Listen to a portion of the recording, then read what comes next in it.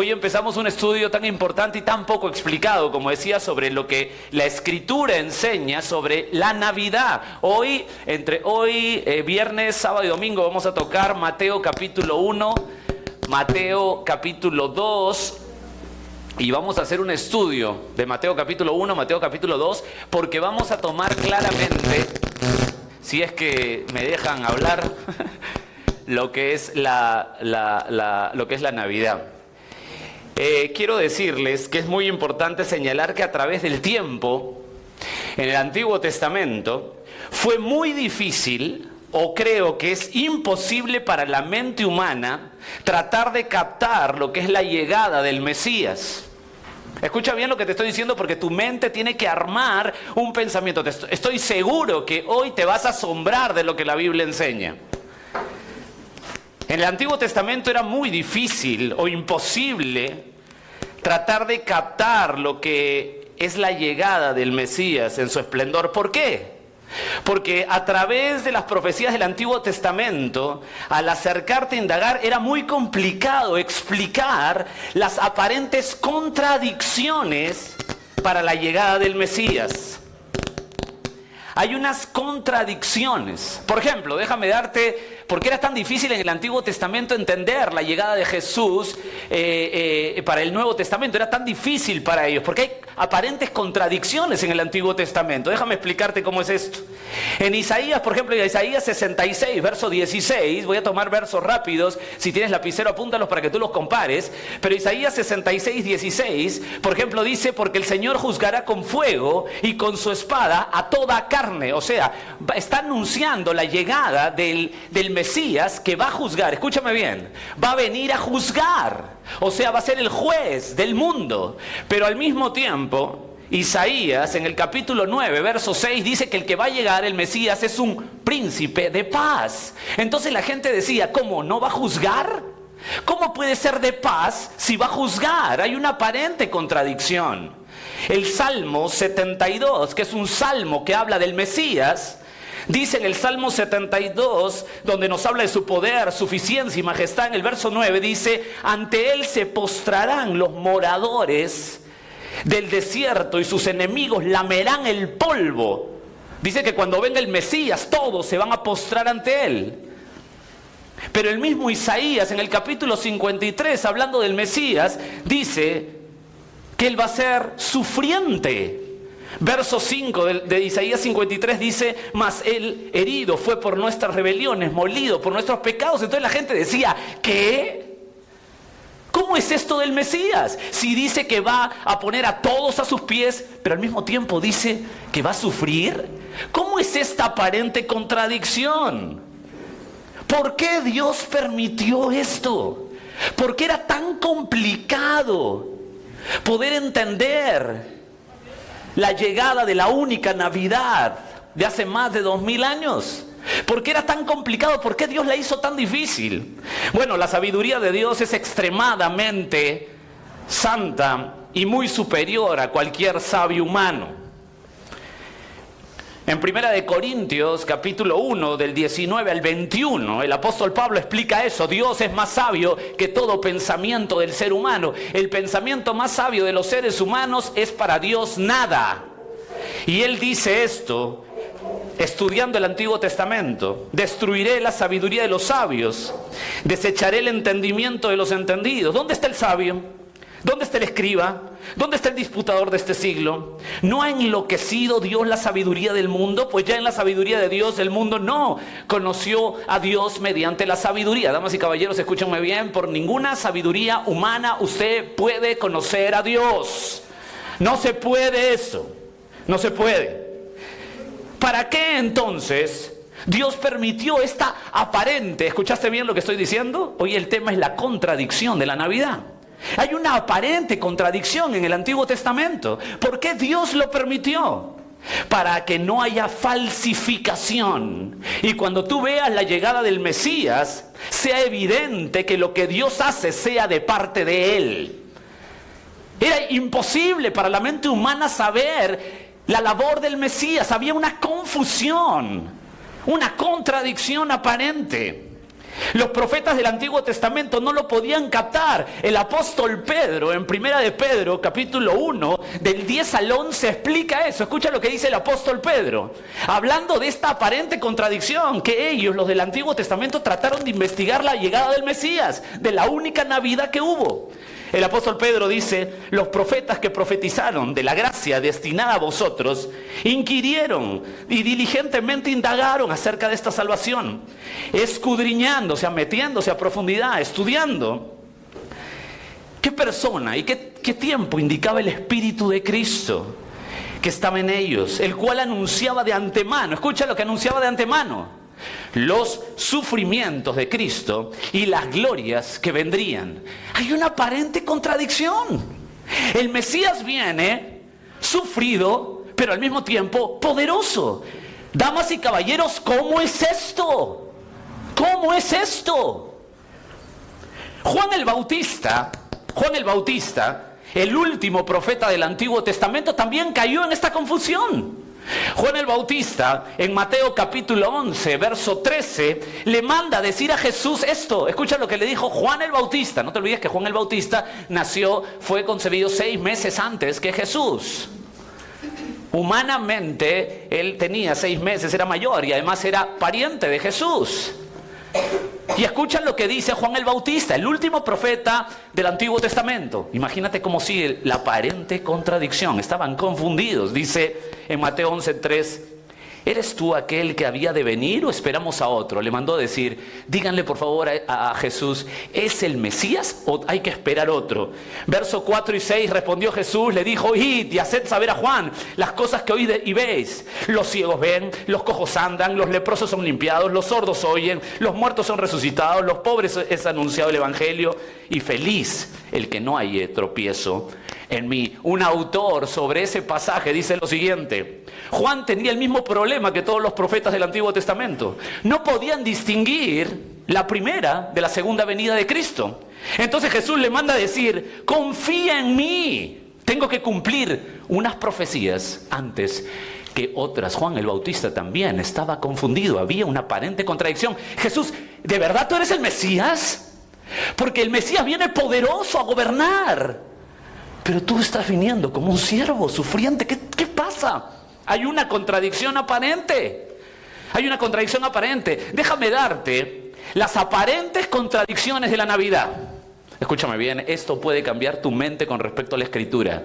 Hoy en un mundo religioso se cree que la Biblia es un libro más. No, damas y caballeros, la Biblia es Dios.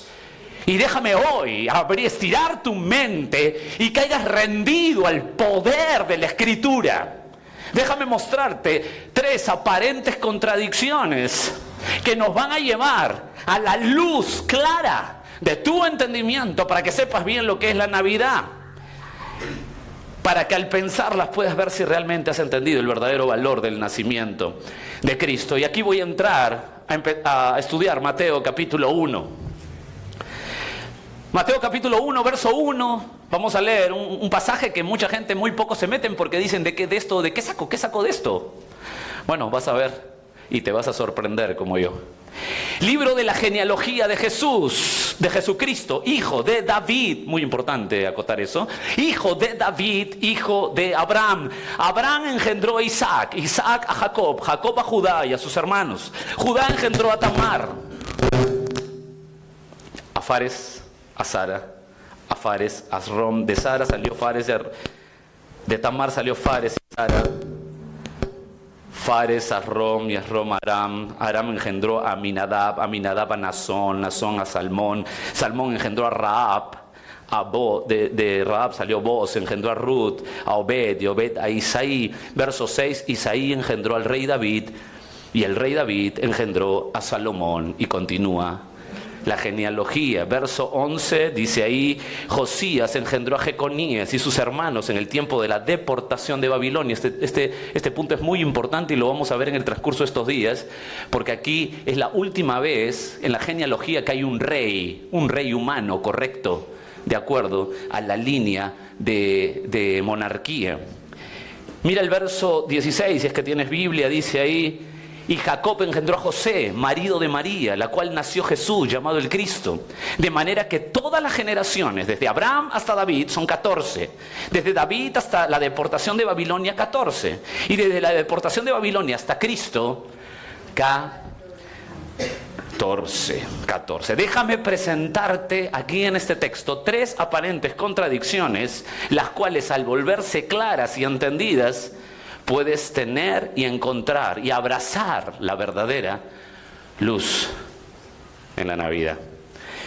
La primera contradicción, la aparente contradicción, todas son aparentes. La aparente contradicción, la primera, la aparente contradicción de Dios, del Dios hombre.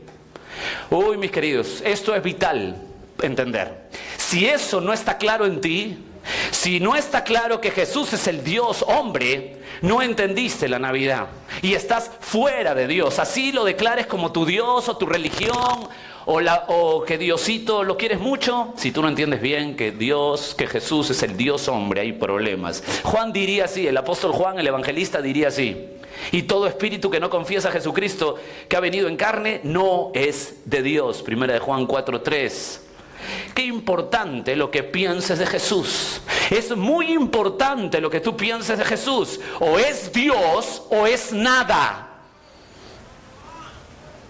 O es Dios o es nada. Es muy importante lo que pienses de Jesús. Déjame desmenuzarte esta aparente contradicción para tenerlo claro. Isaías, 700 años antes del nacimiento de Jesús. ¿Cuánto tiempo? 700 años antes del nacimiento de Cristo, hablando del rey Acaz. Ese era el tema de este capítulo 7 de Isaías.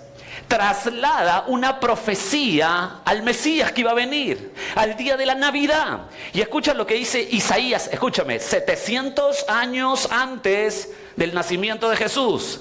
Dice Isaías 7:14: por tanto, el Señor mismo os dará una señal. Quiero que estés atento a lo que dice. He aquí que la Virgen concebirá. Estamos hablando 700 años del nacimiento de Jesús, que la Virgen concebirá y dará a luz un hijo y llamará su nombre Emmanuel. Ahora piensa conmigo. La Virgen dará a luz un hijo. ¿Y cómo se llamará? Emmanuel. ¿Qué significa Emmanuel? Emmanú significa, Emmanú está con nosotros, está en nosotros, con nosotros. Y la palabra Él significa Dios. O sea, Emmanuel, el significado es Dios con nosotros. ¿Cómo? La Virgen concebirá un hijo y este hijo es Dios con nosotros. ¿Qué? ¿Un hijo que es Dios? ¿Cómo se explica esto? Aparente contradicción. En el mismo Isaías, 700 años antes que nazca Jesús, en el capítulo 9, verso 6, dice esto, escucha: porque un niño nos es nacido, un hijo nos es dado, el principado sobre su hombro, y se llamará su nombre, admirable, consejero, Dios fuerte. ¿Cómo? Un niño nos es nacido y ese niño será Dios. ¿Qué es esto? ¿Qué es esto?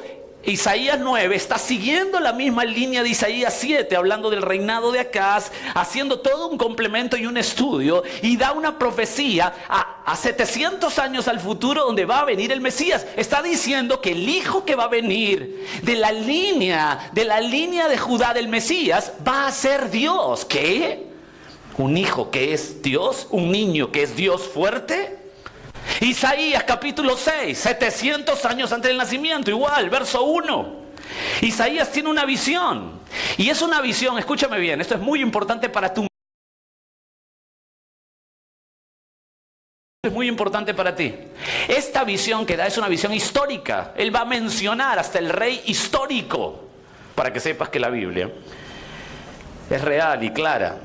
En el año, estoy leyendo Isaías 6:1, en el año que murió el rey Usías, vi yo al Señor sentado sobre un trono alto y sublime, y sus faldas llenaban el templo.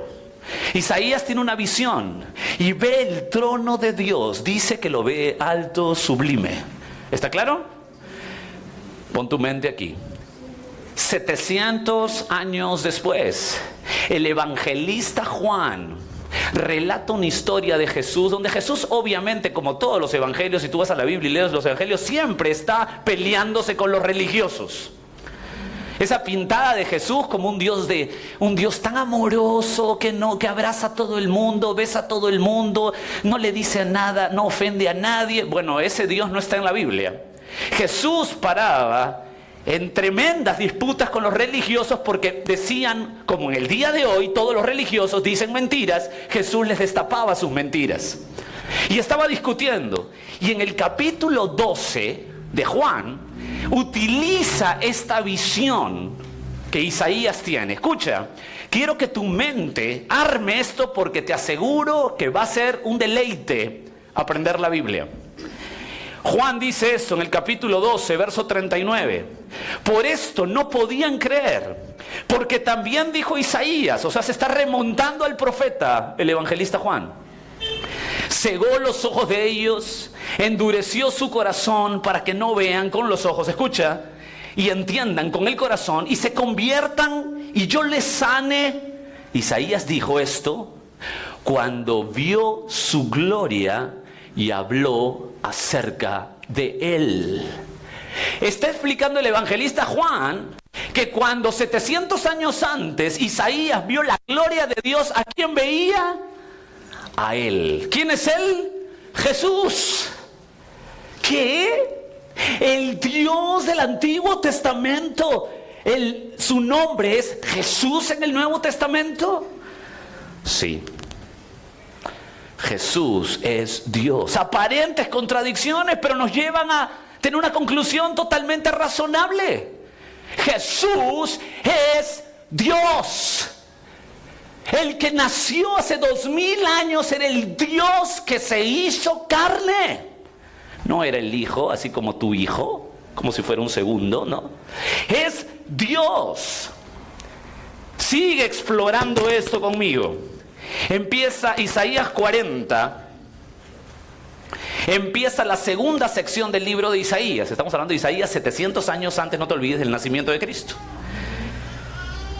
Que hace un paralelo maravilloso a la vida de Cristo. Cuando tú vas a Isaías, mira acá voy a hacer un paréntesis. Isaías tiene 66 capítulos. 66 capítulos. Del capítulo 1 al capítulo 39 habla de la historia de Israel. Del capítulo 40 al capítulo 66... Del capítulo 40 al capítulo 66 nos habla de un paralelo maravilloso con la vida del Mesías. Es increíble el paralelo.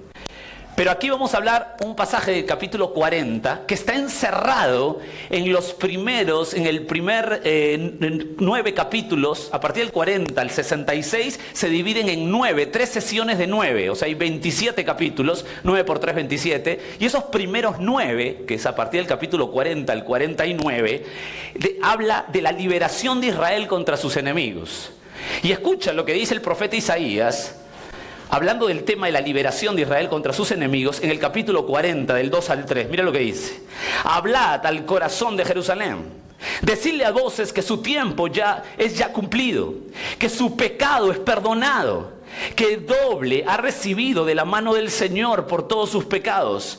Voz que clama en el desierto, prepara el camino a Jehová, o a Dios, o a Yahvé, o al Señor.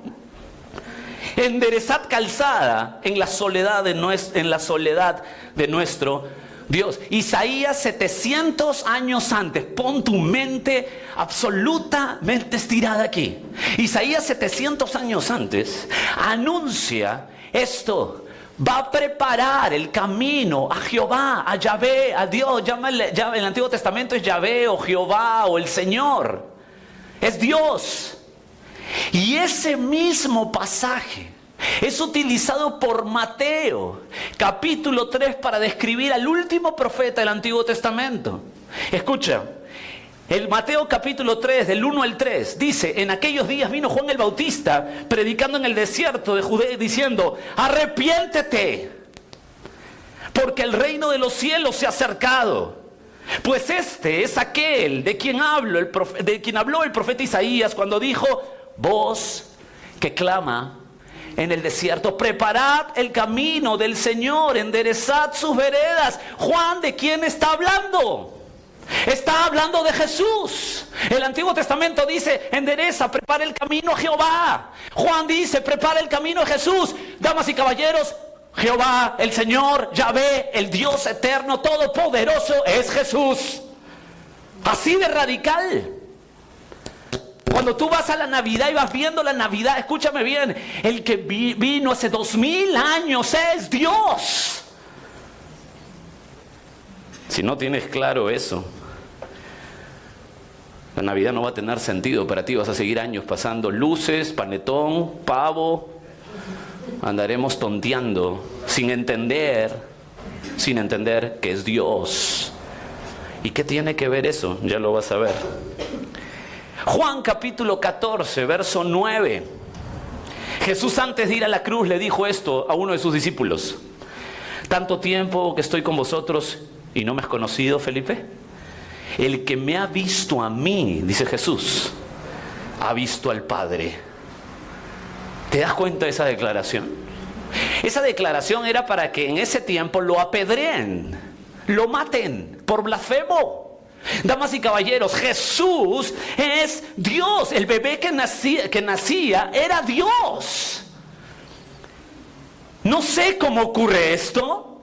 Jorge, ¿cómo es esto que es Dios, el mismo bebé, el que nació y es Dios, pero le hablaba al Padre, pero el Padre es Él, pero es Dios? ¿Cómo es esto? La verdad es que no lo sé. Nadie lo sabe. No sé cómo ocurre, pero Jesús es Dios. Eso dice la Biblia con claridad. Damas y caballeros, y para usted esa aparente contradicción del Antiguo Testamento para llegar al Nuevo Testamento sigue siendo oscuro si no entiende que el que nació hace 2000 años es el mismo Dios. Entonces no ha entendido el significado de la Navidad. ¿Y sabes cuál es lo crítico? Que si Él no manda en tu vida, es porque obviamente no tiene nada. Tú no crees que Él sea Dios. Cuando tú sabes bien que Él vino hace 2000 años, Él es Dios encarnado. Si tú entiendes eso, Él debe mandar en tu vida. Si no es trascendente en tu vida, si no es tu vida, entonces no hay feliz Navidad para ti. Es ridículo tener una celebración sin entendimiento. Él es Dios. ¿Y sabes cómo tú compruebas que Él es Dios? Porque Él manda en tu vida. Él decide tu vida. Él decide tu vida. Entonces la primera contradicción aparente resolvemos con claridad a través de los profetas del Antiguo Testamento que Jesús, damas y caballeros, es Dios. Es el Dios hombre. Dios hombre. 100% hombre, 100% Dios. No es Dios y hombre. 50-50. No. 100% Dios. 100% hombre. Damas y caballeros, esto es vital. Si usted no entiende eso, está fuera de Dios y sus planes, y su vida seguirá vacía. No importa si va a una iglesia, no importa si cree en Dios, no importa si tiene una religión. Bueno, usted conoce su vida, su corazón seguirá vacío. La primera contradicción la tenemos que resolver, es aparente. La contradicción la hemos resuelto: Jesús es Dios. Déjame resolverte la aparente segunda contradicción, y esto es vibrante. La aparente contradicción de la genealogía. Damas y caballeros, quiero su máxima atención aquí, porque aquí te vas a sorprender de lo que es la Biblia. Esto es tremendo. Aparente contradicción. Génesis capítulo 49. El libro de Génesis, los primeros 5 libros de la Biblia, escúcheme bien, fueron escritos, ¿alguien sabe por quién? Por Moisés. Génesis, Éxodo, Levítico, Números, Deuteronomio, fueron escritos por Moisés. ¿Está claro? Él escribió los primeros 5 libros de la Biblia, lo dice Jesús, es clarito, es lo real, es lo histórico, absoluto. Escucha lo que escribe Moisés en Génesis 49:10. Está hablando de la muerte de Jacob, y Jacob da una profecía a la llegada de la primera Navidad, a la llegada del Mesías. Génesis 49:10, esto es sorprendente. Dice: no será quitado el cetro de Judá, estoy leyendo Génesis 49:10, ni el legislador de entre sus pies, hasta que venga Silo, y a él se congregarán los pueblos. Déjame explicarte un poquito este versículo que es muy conocido. Esta es una profecía de Jacob. Cuando se habla del cetro, dice ahí, no será quitado el cetro de Judá. La palabra cetro es un reinado, no se quitará rey en Judá. Escúchame bien, de las 12 tribus de Israel, Judá es una línea genealógica. Y aquí dice Jacob, hablando a sus hijos, ya se está muriendo, que no se quitará el cetro de Judá. Quiere decir que va a venir, el rey va a venir por la línea de Judá. ¿Está claro? Perfecto. Sigue avanzando ahí. Ni el legislador entre sus pies. Esa frase, ni el legislador entre sus pies, es una frase de nacimiento. O sea, lo que quiere decir ahí, cuando tú investigas más la frase en hebreo, es: va a venir el nacimiento de la línea de Judá que va a ser rey. Habla de un nacimiento cuando habla ahí de los pies, ¿no? Entre sus pies. Hasta que venga Silo. La palabra Silo ahí es que tiene derecho. Es una autoridad. O sea, la autoridad que va a venir va a ser un nacimiento de la línea de Judá que va a ser el rey. Entonces, con uno de estos versículos, la gente tenía claro, o los profetas, o la gente que estudiaba la Biblia tenía claro, que el Mesías iba a venir, no te olvides que estamos en el primer libro de la Biblia, iba a venir a través de la línea de Judá. ¿Está claro? ¿Quién escribió esto? Moisés. Entonces Moisés escribe eso. Pero hay un problema. Porque Moisés también escribe Génesis 38. Y pasa algo en Génesis 38. Él mismo lo escribe. Yo me imagino que después de leerles lo que les voy a leer, Moisés se debe rascar la cabeza, diciendo: ¿qué cosa he escrito? Génesis 38. ¿Qué pasa aquí? Judá, uno de los hijos, uno de las 12 tribus, el papá, el mayor, el Judá, o sea, el papá de Judá, de la línea de Judá, pasa un episodio. ¿Cuál es el episodio? Judá tiene un hijo y él muere, su hijo muere, y su esposa, o sea, la nuera de Judá, se queda viuda. Se llama Tamar. ¿Qué pasa con Tamar? Judá le dice a Tamar: Tamar, tranquila, se murió mi hijo, espérate que mi otro hijo crezca para que te cases con él. ¿Está claro? Sí. Porque Dios había indicado eso, que se case con el siguiente hijo si se muere el esposo, que se case con su hermano. Entonces le dijo: espérate, porque es chico, es chiquillo, espérate que crezca y se casa contigo. Pero pasaba el tiempo y Tamar, algo así como que se dio cuenta que Judá no le hacía caso, que ya no le daba la atención. Entonces, ¿qué hizo Tamar? Después esa historia está en Génesis 38, lo puedes ver en detalle. Pero ¿qué cosa hizo Tamar? Se fue como al lugar donde estaban las prostitutas. Se puso un velo y se le cruzó en el camino a Judá. Judá no la reconoció. Tamar estaba con un velo, no la reconoció. Y Judá, imagínate la calaña de Judá. Judá tomó a esta prostituta. Judá también había quedado viudo. Y quizá para no sentirse solo, como muchos hombres cobardes hacen, igual que Judá, que era un sinvergüenza, tomó a una prostituta para llevársela. Pero él no sabía que era Tamar. Ella estaba cubierta. No sabía que era su nuera. Y se acostó con ella. Pero antes de estar con él íntimamente y sexualmente, Tamar le dijo a Judá, sin que él sepa que era su nuera: dame prendas para yo tenerlas. Entonces Judá se acostó con ella, le dejó prendas y se fue.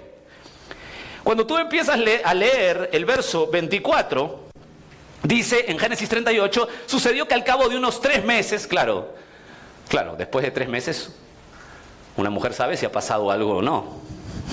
Obvio. Al cabo de 3 meses, fue dado aviso a Judá, diciendo: Tamar, tu nuera, ha fornicado, está embarazada. ¿Y sabes lo que dijo Judá? Quémenla.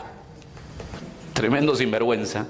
Y tú dices: Jorge, ¿y por qué agrandó ser más sinvergüenza? Porque Dios había dicho que cuando alguien está en fornicación, sea apedreado.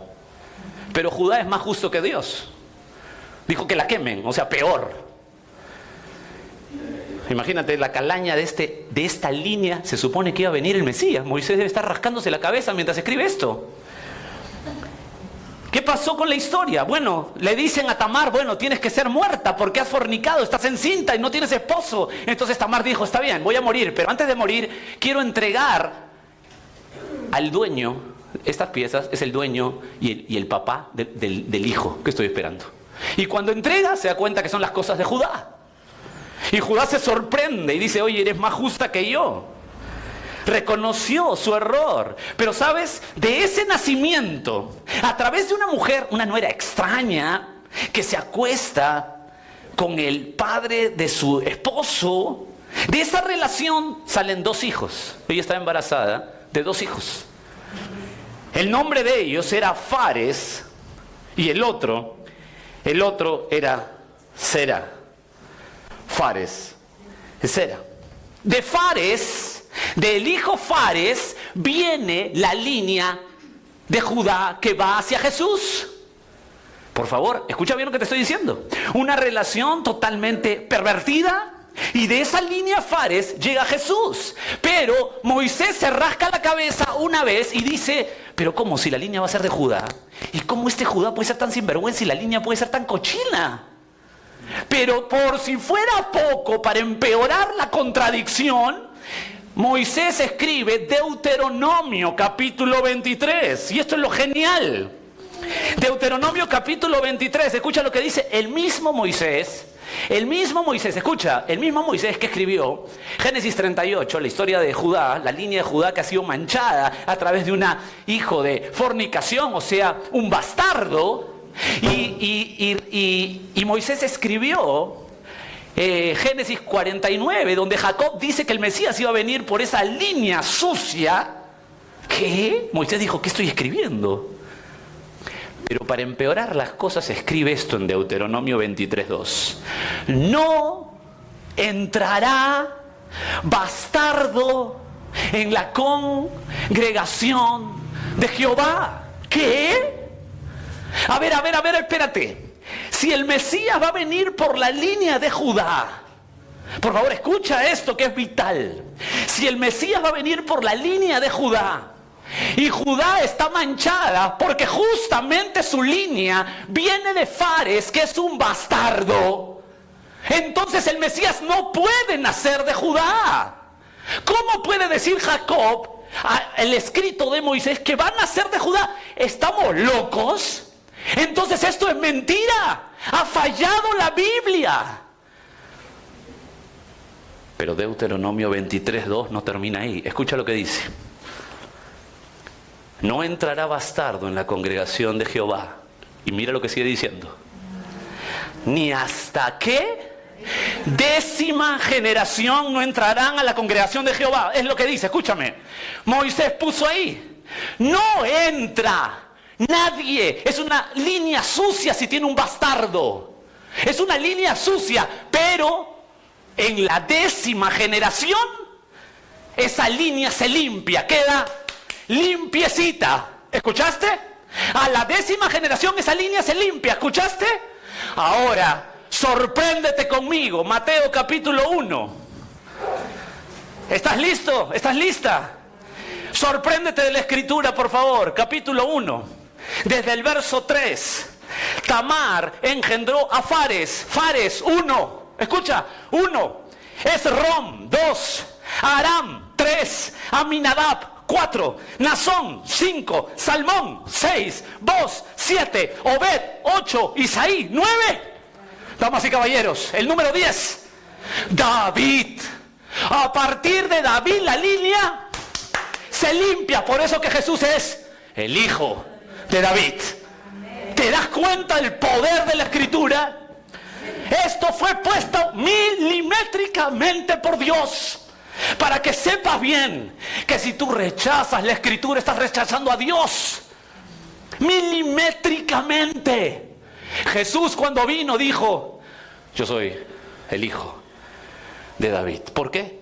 Porque a partir de David, la línea de Judá quedó impecable, lista para que venga el Mesías.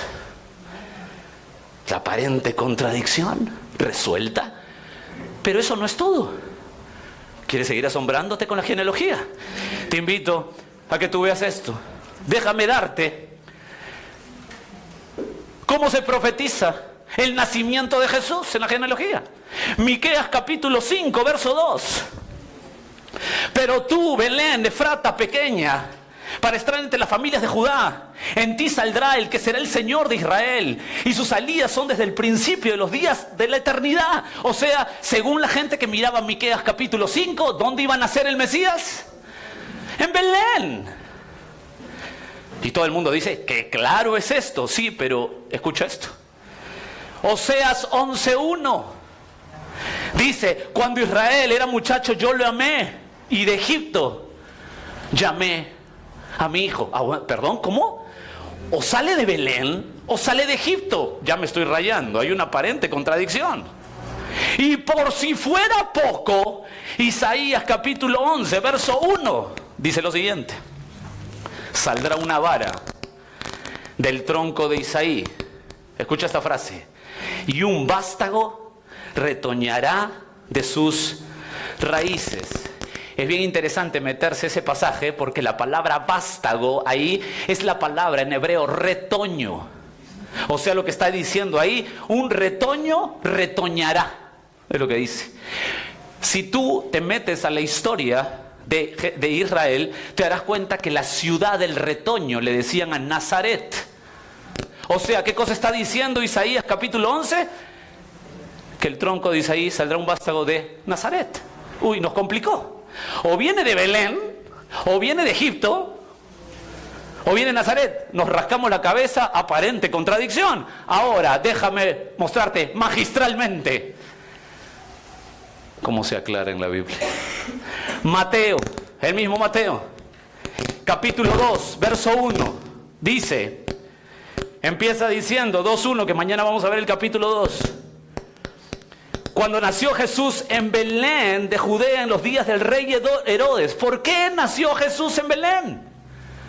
¿Por qué la familia de Jesús fue a Belén?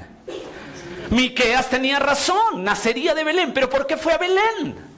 Porque César Augusto, el emperador, que nunca había escuchado la profecía de Miqueas, se le ocurrió hacer un censo.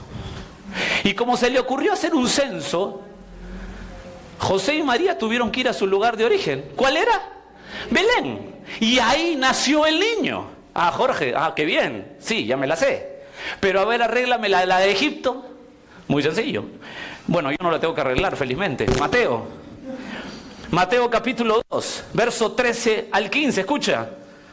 Después que partieron ellos, he aquí un ángel del Señor apareció en sueños a José y le dijo: levántate y toma al niño y a su madre y huye. ¿A dónde?